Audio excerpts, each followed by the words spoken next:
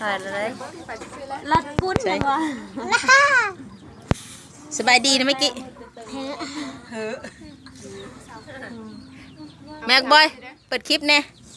สบายดีทานผู้ชม สบายดีทานผู้ชม มื้อนี้เห็นอย่างมื้อนี้ เมื่อที่หามาแต่งอยู่ครัวกินคือเก่าอยู่ห้าผักแต่ว่าตอนหักเจ้าเมืองตอนหักเจ้าเมืองมาเยี่ยมยาม มีคลิปแล้วมีเสียงสองได้เขาคลิปแล้วมีเสียงสองบรรยากาศ 6 คนเด้ออย่าลืมเด้อ พระโก้ยมีแต่ผู้แสดผู้สาว 1 2 3 4 5 อันเด็ก เอากุ้งไปสลับครบระบอกเอามัดละคลิปเอาเพชร ยังเลย สาขาก็เอา2 ไปเข้าไปยัง อ่านกันกินเห็ดอย่างแน่มื้อนี้ อาหารการกินมีต้มหมูน้อยใส่น้ำปลาแล้วก็ลาบหมูแล้วก็ออมไว้ใส่ยังใส่ปลาดุกน้อย ใส่หมอ ใส่หมอใส่หัวใส่ไข่ครบเครื่องสรุปแล้วคือแซ่บ ฟันไฟนี่ค่ะไปเบิ่งแล้วแม่พุ่มหมอไหวพุ่มวันนี้ อ่ะ บ่ไปเลยละ กดไลค์กดแชร์ให้ในเด้อ บ่ทันได้ อ่ะกดไลค์กดแชร์อย่าอมอย่าดมอย่ามอง เพศน่ะอย่ามากลัวแถวนี้ยันเป็นลมเป็นวินพูดไปขาดสนามคนแรกเรียก เป็นหยัง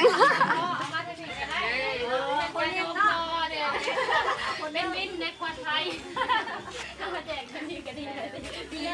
ยังแนวหนึงเนาะชิบนยังบ่ได้ตำบักเพชรเนาะ ตัดเพชรยัง ถ่ายเห็นไหม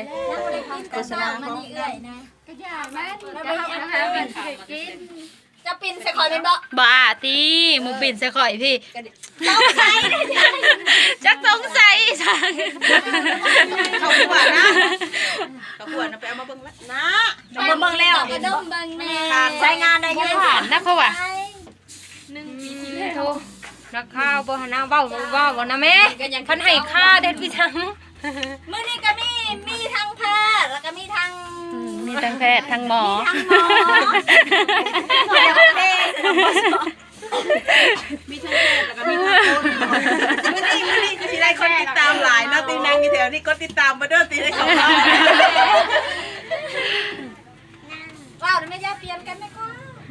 นักข่าวมีแต่จังคาดนักข่าวโทรทัศน์มันเขาบ่ได้คาดเลยได้ TNJ Channel ครับติดตามที่ชีวิตของพักของคุณนะ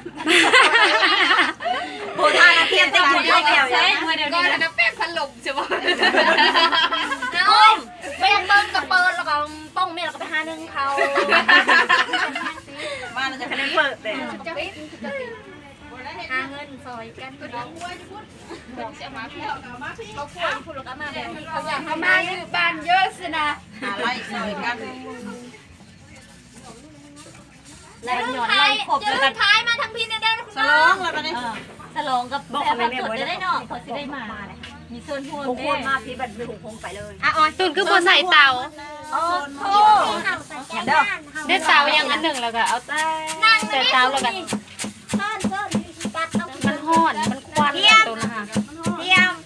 มาพี่ มันเด้อ มาไล่สดอยู่ทางพี่เด้อจิบ่ หายหัวไปใส่ เมื่อน้ สาเมื่อแต่งตัว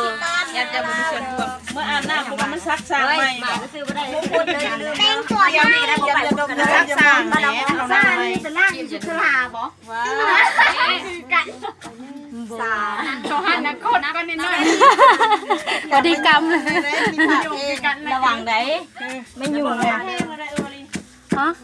เป็นคนโทรมา เบิ่งนะแม่ถ่ายชม มาเด้อพยั เอาไปเลยแกงหวายแกงหวายทำผู้ชม แกงหวายวันไหน แกงหวายอันนี้กำลังนึ่งข้าวแกงหวายใส่ปลาดุกนี่เด็กปลาดุกนี่เป็นเมนูเฮามื้อนี้กับต้มหมูแซ่บแน่นอน